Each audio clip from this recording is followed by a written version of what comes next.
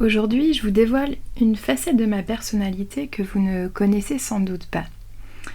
Ce côté un peu ésotérique que j'ai caché pendant longtemps, que je ne voulais pas m'avouer, des choses qui passaient devant moi, que je ressentais, que je pouvais voir, sentir, entendre. Et en fait, aujourd'hui, à 41 ans passés, j'ai juste envie de me faire confiance.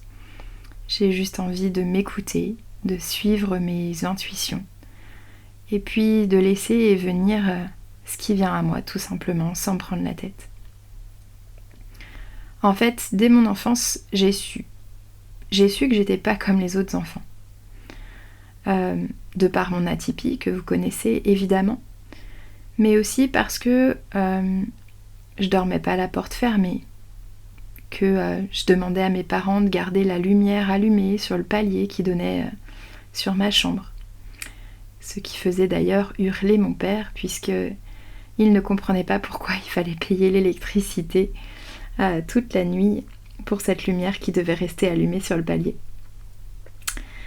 Et puis, je pense que déjà, dès toute petite, c'est d'ailleurs pour ça que je laissais la porte de ma chambre ouverte et que je ne voulais absolument pas que ma chambre soit fermée. Je pense que je voyais déjà des choses, peut-être un peu bizarres, que je ne pouvais pas expliquer, ou je ressentais des choses. Et puis, au sein de la maison d'Igi, mes collègues m'ont tout simplement expliqué que, comme elles disent, j'avais fermé les tuyaux. J'avais tout coupé, je voulais simplement me protéger. Et puis, en France, peut-être dans d'autres pays, j'en sais rien, puisque je n'ai vécu qu'en France, dès que tu parles de choses un peu irrationnelles, un peu ésotériques, un peu folles, justement, tu passes vite pour quelqu'un de complètement fou. Et ça, j'étais pas prête à l'assumer jusqu'à aujourd'hui. Et puis, après mon enfance, mon adolescence, je suis devenue salariée, puis entrepreneur. Et puis, j'ai décidé d'écouter un peu plus ce que mon intuition, ce que mon petit doigt, comme diraient certains, me disait. Et en fait, au fil des années, les tuyaux se sont débouchés. En fait,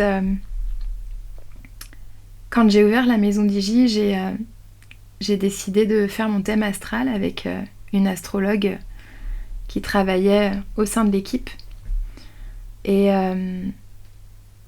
qui m'a fait toute la séance très simplement en me posant les choses factuellement. Et puis à la fin de la séance, elle me dit « Bon, il faut quand même que je te dise quelque chose, on va pas se le cacher, mais on est d'accord que tu vois des trucs. »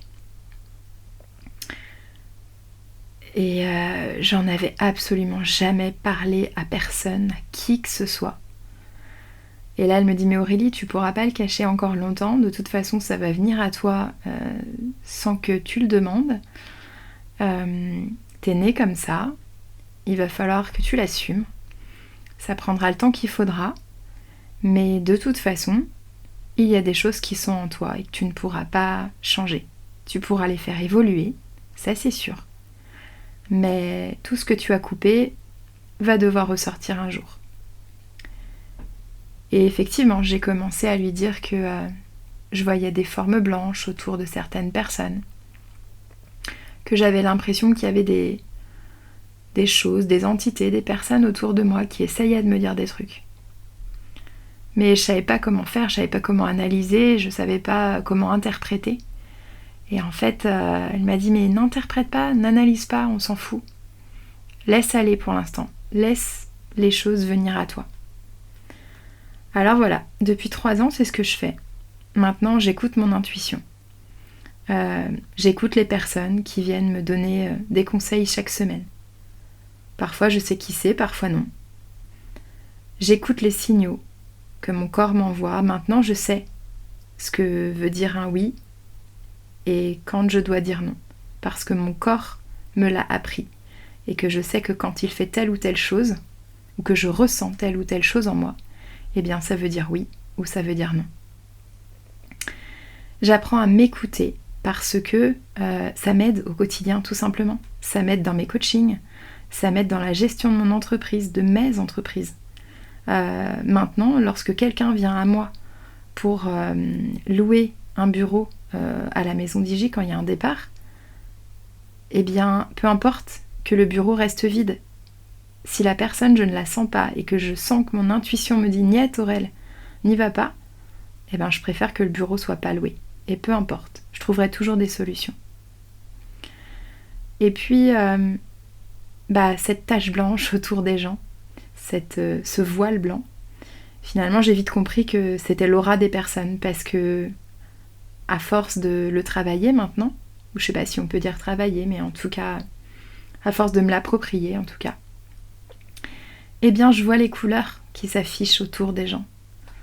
Et je peux vous assurer que ça m'aide bien aussi dans mes coachings parce que une personne qui me dit « Oh là là, j'ai un problème avec ça, ou ça, ou ça », ou alors tout va bien dans ce domaine et puis que je vois un énorme truc bleu apparaître autour de la personne, je sais très bien qu'elle me dit « Oh non, mais moi, j'ai entièrement confiance en moi, je sais dire les choses aux gens, j'ai pas de problème avec ça ».